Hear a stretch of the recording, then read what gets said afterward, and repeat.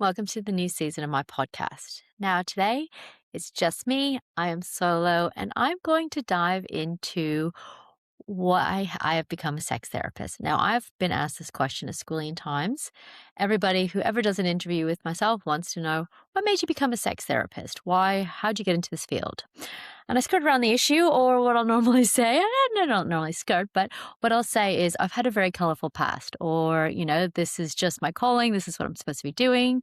I've worked in the field of sexuality for 20-ish years, and that is true. But today I'm going to dive into my story. What has actually really brought me to sex therapy, and why I know and I have a unique lens on sex in the way that I do that does help me in clinic, but also, I guess, in a well-rounded sexual way. Now, a long time ago, the galaxy a long time ago, when I became single, I was probably around the age of 24, 25. This was the first time I was single, probably since the age of 16. And so I got to explore everything. Now, if you can imagine, ish years ago, a single woman in Melbourne getting to do whatever they wanted sexually, you could get up to mischief. And I got up to lots of wild things. I went to lots of sex parties. I went to sex clubs. I went to dungeons. I went to BDSM clubs. I did private parties. I did group stuff. I did all kinds of fun things. And I really figured out what I did all of my fantasies, everything I've ever wanted to do. And it was a really awesome year. And then at the time, I had a business, of course.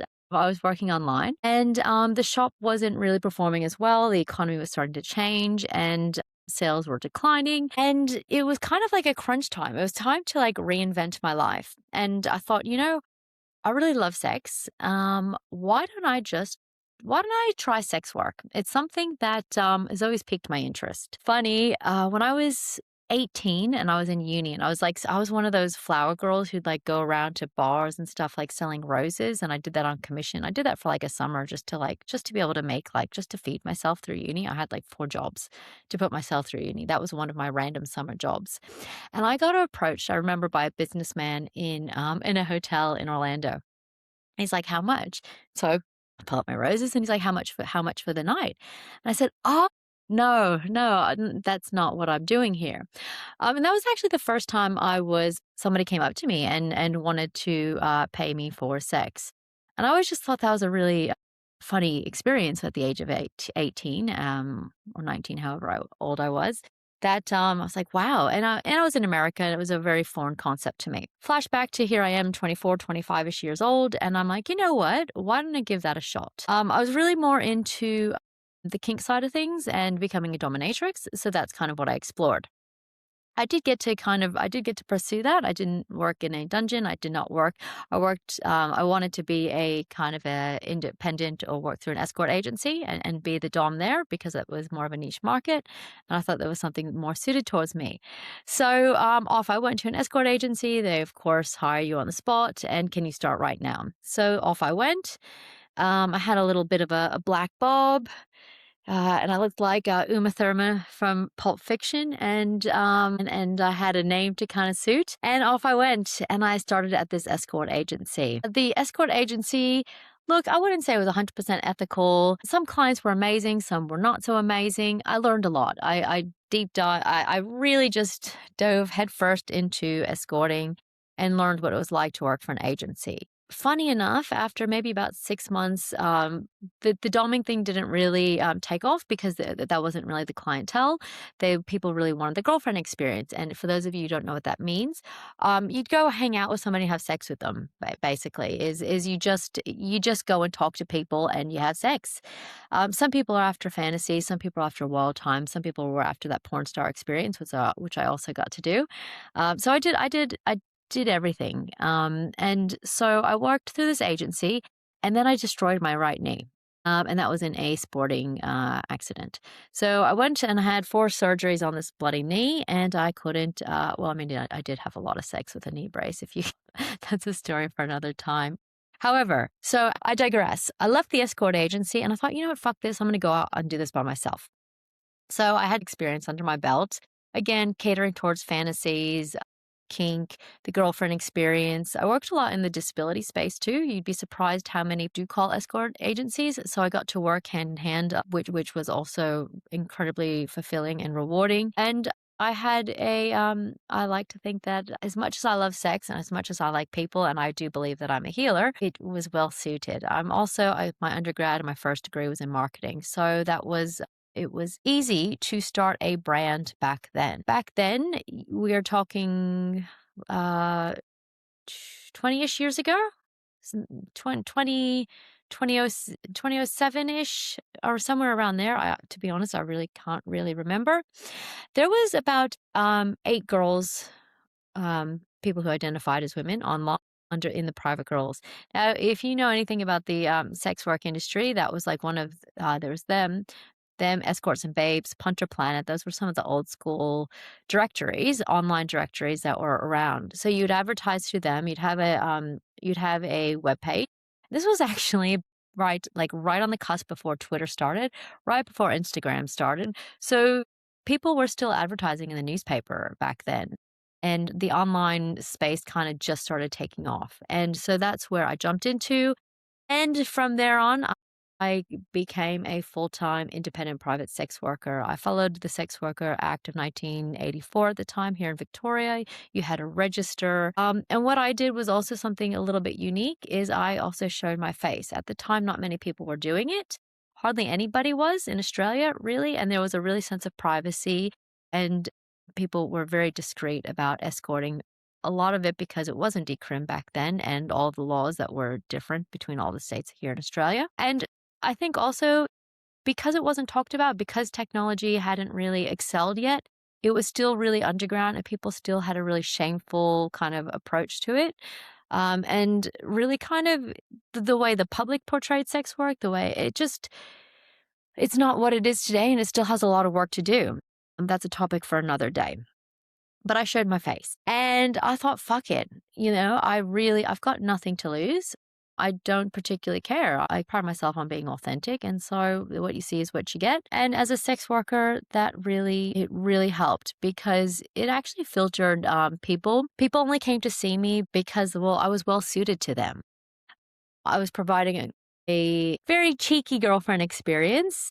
To be honest, that did evolve over time.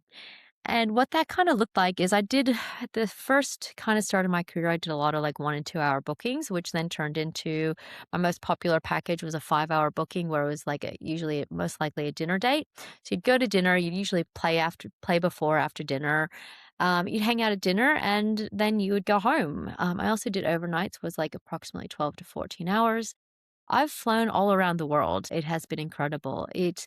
The closest thing that you could kind of say that my life was Secret Diaries of a Call Girl. That is the closest thing that you can kind of say. It wasn't all glamour. It wasn't all as exclusive as that show was, but it was very, very similar.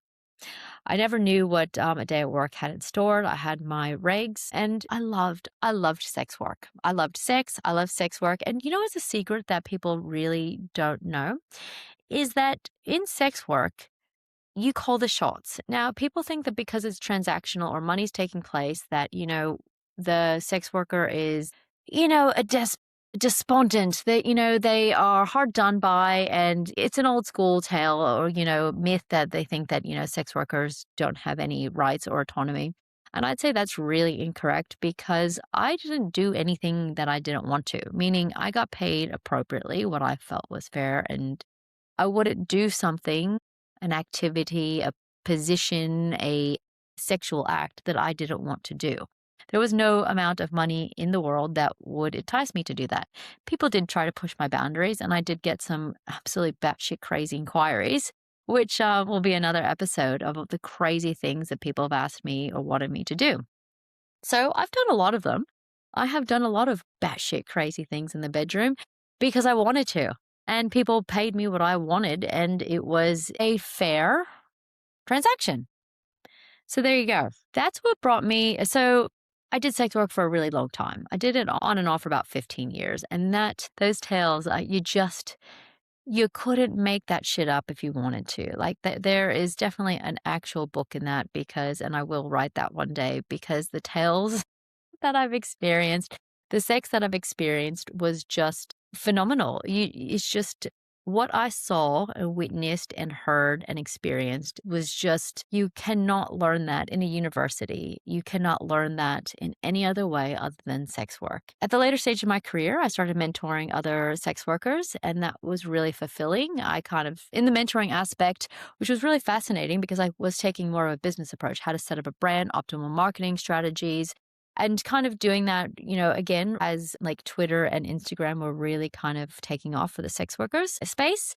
And so that was really cool to do, was mentoring. But then my mentoring kind of shifted. And what I noticed is a lot of people would come to me, predominantly female identifying sex workers, who had mental health issues. And it turned more of a counseling route.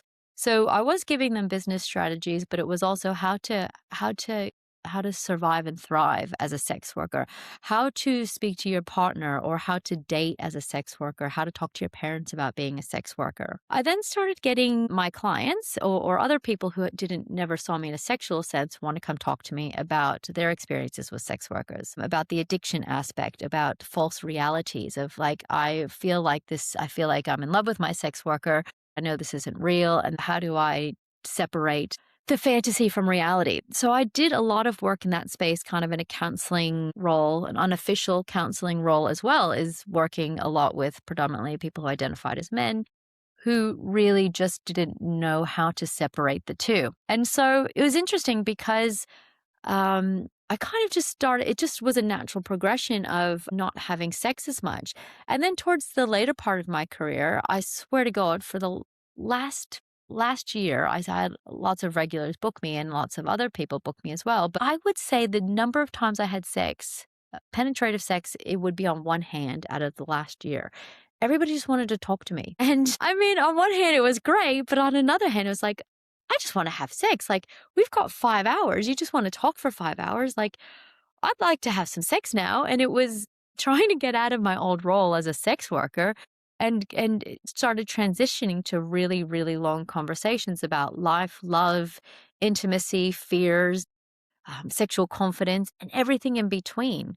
Because what I found is people are very vulnerable. They kind of go in with this attitude like I've got nothing to lose, so I can be my most authentic, truthful self with a sex worker. And so I've heard so many stories and so many people who poured their heart out, people who expressed stuff and said, I've never told anybody this, or recalled childhood encounters. The funny thing is that I'll flash forward some time, but that's exactly what I hear as a psychosexual therapist. This is something I've never told anybody before. I just remember the story and thank you for reminding me. And then they tell me this story or their secrets. And so I'm pretty much doing the same thing with a 80% pay cut and my clothes on. And it's just fascinating. But what I did also have to do was I got 2 postgrad degrees. So I got a master's of psychosexual therapy, a master's of medicine of sexual health, and in the focus was psychosexual therapy, and also have a grad dip of counseling. Now, all of those skills have translated and kind of has culminated into becoming a therapist. And you're thinking, well, you need to do a lot more than just have sex to become a therapist. And I absolutely agree with you. I did the work. I'm an accredited therapist. I hold all of the qualifications and experience in the therapy room and I jumped through every hoop that I had to. But I also don't disregard all of the experience and what I learned as a sex worker. It's interesting too, because there's so many global organizations that advocate for sex work. So I think that not many people sit in this space that I do, bringing decades and decades of experience in so many different ways to understand human sexuality and the many facets. Why do we like what we do? Why do we fantasize? And just holding that space for somebody, whether it was as a girlfriend for the night, whether it was as a dominatrix for a couple hours, or whether it's a therapist, they all are very similar. It's a non-judgmental attitude. Not even an attitude. It's just being non-judgmental and just taking people for who they are. we're all humans. And that's the best part of sexuality is we can be whoever we want. And when somebody gives us the freedom to be who we want, that sexual experience is truly magical. So it's really funny to kind of reflect on where I've been and, where I've come from and where I am now. And not many people know this story. And I guess what were some of my fears? And why did I not talk about it that much in the public or as a therapist is because of the confusion. The public still don't have 100% grasp on what sex work is or the type of people who do sex work. Because you know who the type of person who does sex work? Me. It's the person you're walking down the street next to. It's the person you're sitting on the bus next to. Everyone could be a sex worker. Nurses, teachers, nannies, doctors, lawyers, journalists, stay-at-home moms, counselors, naturopaths, people in the fitness industry. Anybody can be a sex worker. So I guess that's really important to note. So unfortunately, though, people don't understand that, and it's still, we're still getting people educated in the public sector of what does just normalizing sex work. So I don't want to. I never wanted to confuse people, especially potential clients. I also didn't want people to come in with a bias that, oh, well, she's a sex worker, therefore she would have a difference of opinion on how to work with couples. But having to explain myself because I talk about sex and to, I guess, not only fight for the professionalism of sexology, I didn't want anything to cloud that judgment or to cloud that professionalism because it's a struggle. It's a struggle for the field of sexology to, well, I mean, look at what's going on politically is funding's getting cut. But sex isn't important until it is important. We can look at the, gendered health concerns and why women's health is finally getting noticed, but it's still not being funded as accurately as it should. So there is a fight for sexual health just to talk about sexual health. You throw sex work on top of sexual health, and it just starts making people's brains melt potentially. And that's not something I really want to do before somebody already might come in highly dysregulated with problems about their sex life. They don't need any more problems. Why am I diving to this now? Because it's time. This is my story. I'm not ashamed of my story. It's a it's a really interesting story. If I told you every crazy thing that I've done, and maybe we will have an episode on that one day. So, in a nutshell, you're probably well, you're going to ask, how did you become a sex worker? And so I told you I had that wild, year. Well, what made me have that wild year is I've always been interested in sex. I wanted to explore kink. I wanted to explore lots of things. I remember going to a gothic industrial night. I used to love going to like goth punk, new wave, dark wave sort of events and clubs back in my uni days. And so I remember going to one by myself. And I think it was like a Thursday night, and it was a goth night and really, really dark and dingy and industrial. And it was definitely my jam. And you go into like this smoky bar, and then if you go into the back room, there was all these St. Andrew crosses everywhere with people tied up and being flogged and whipped and stuff. And I remember Sinead O'Connor's song, Put Your Hands on Me. And that was playing, and I was watching people being whipped to this really, I mean, Sinead O'Connor's voice is stunning. It's one of the most beautiful voices I think that have ever been on this planet. So to listen to her voice and that song in particular and the lyrics and watching people being whipped was, I don't know, that just really just stood out in my memory that, wow, this is incredible. And people just willingly wanting to be tied up and whipped. And, who doesn't want to give that a try? Maybe you don't. But look, I don't know. As I tell my clients, I have seen everything, done everything, or, heard everything pretty much that you can about sex. Nothing shocks me because that's just a part of sex. It really is. And so back to that moment just really stood out. If you can imagine, like, you're 18, I can't imagine. I couldn't imagine one of my kids at the age of 18 seeing this and then being like, "Oh, I'm gonna go on my sexual hero's journey now." Like, I don't want to think about that, but that was me. And that's really what started it all for me. I think one thing that I will say is a parallel to every sexual life that I've lived is I will embrace a sexual experience. Like if I don't, I'm not worried about what I look like. I'm not worried about how I perform. I'm not worried about anything. I'm not even really worried about my safety because I've always been able to look after myself. And I don't, what I hand on heart can say is that I haven't put myself in dangerous situations. I have trusted myself and I've explored and not cared. When I say I don't care, I'm not saying I have no regard for the people I'm having sex with. I'm comfortable with saying no. I am comfortable with saying I'm not okay with that, even if that hurts the other person's feelings. Even if they really, really wanted to do that. And even if back in the sex worker days, if I said, sure, I'll do that. If I wasn't up to doing that on the day, I didn't do it. I'd give them their money back if they paid extra for that. Things just happen and I don't have to do things that I don't want to do or don't feel comfortable with, even if it was a great idea. And I'm a firm believer of that, and that makes my sexual experience great. That might slightly disappoint somebody, but you know what? At the end of the day, I would say majority of people will care about your experience. And if they care about your experience and you're saying, I don't want to do this, even if they're slightly disappointed and you can get to a place of ecstasy or pleasure or just like phenomenal sex, that's probably better than what they even anticipated their fantasy to even be, right? So if you're in a space having reciprocity of pleasure, the giving, the taking, the allowing, and and and this like fluidity of just pure pleasure, that's usually going to be a good experience for both people. Maybe they wanted, I don't know, they wanted to be tied up. They wanted anal, but that didn't happen today. Bad luck. However, they've walked away and I've walked away with this amazing experience. And that's a lot better than going arguing or thinking about, well, I can't do this today. And the two of us just thinking throughout this whole sexual experience, that's just that's just not fun. That's just not sexy. And it's not going to be a good experience. So, what I've learned is actually going into a more pleasure mode.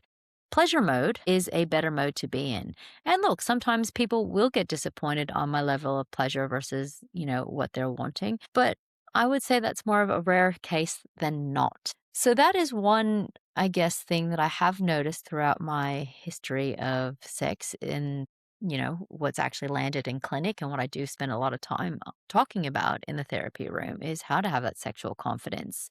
How to, I mean, not, it's not about just not giving a fuck. It's about how to care about yourself so much and how to trust yourself so much and how to own your own your sexuality.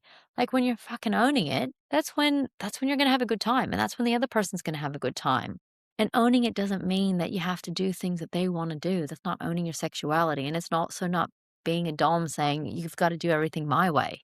That's not owning your sexuality either. So that's kind of just a glimpse into a little bit about my history. I hope you've enjoyed today. I wanted to start telling people my story and hopefully, well, you might judge, you might shame me. That's going to be your prerogative, not mine. You can understand all of the interesting little nuances and all of the little details that have come from watching people get flogged into a clinician's room. Now, I do want to say one more thing is that I've also spent like thousands of hours of having sex, but also thousands of hours of talking about sex. Like, I don't know how many hours in my life I've spent that have revolved around sex. I'd probably say majority of my life has been spent either talking or having sex. And that's not to boast or brag, but that is, as my best friend calls it, 10,000 hours or more is this world's best practice. So I like to think I've spent a good 10,000 hours doing the sex in some way.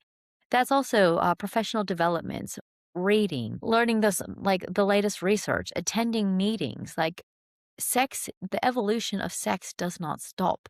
Just because you've tried things and you know what you like or don't like, even if you're at that stage, sexual evolution doesn't stop. Your life changes. You go through different phases. And when you're confident in each phase of life, you can navigate whatever phase you're in. I'm a solo mom, and you know what? Navigating that space can be completely in a minefield for some. And I guess postpartum, people have a lot of shame in going, well, I'm touched out. I'm not having sex with my partner. They're feeling unwanted. That's a whole place to navigate. Take a step back and baby making sex. That's also a place where people struggle with their sexuality or dating. God, especially modern dating, it's just a fiasco. So, no matter what phase in your life that you're at, right? Sex can be good. Sex can be amazing. And instead of looking back thinking, oh, I wish I was 20 again, with the ability to do all those things, it's just preventing you from being where you are in the present. And I think that's pretty important to note as well because life changes, sex changes, our bodies change, the context changes, our partners might change. And if we don't stay fluid with that and also have the confidence in ourselves to stay fluid, and understand what's going on for us and how to embrace and fully embody that time, then your sex life's going to go downhill. That's pretty much why I have a job as a sex therapist, and that's a lot of the stuff that I talk about. Well, you've learned a little bit more about me, my sexual journey. Probably know way more than you've maybe wanted to about my sex life. I don't know if that's helpful or not, but not having judgment, you know, doing what you like and vibing with the people who celebrate you, I think is pretty important. No matter who you are, no matter how you identify, no matter what you like sexually, there are people who will embrace and hold that space safely and pleasurable for you. And I hope you find them. I hope you have found them. And I hope you are embracing your sexuality because you deserve it. Thanks for tuning in. This podcast is about to get sassy. It's about to get a little bit more raw, I want to say. I will still be having experts on and still be talking about different facets of sex and different topics of sex. But we're going to kind of take it in a new direction that's a lot more real and honest. Hopefully, you've enjoyed the start. Stay tuned.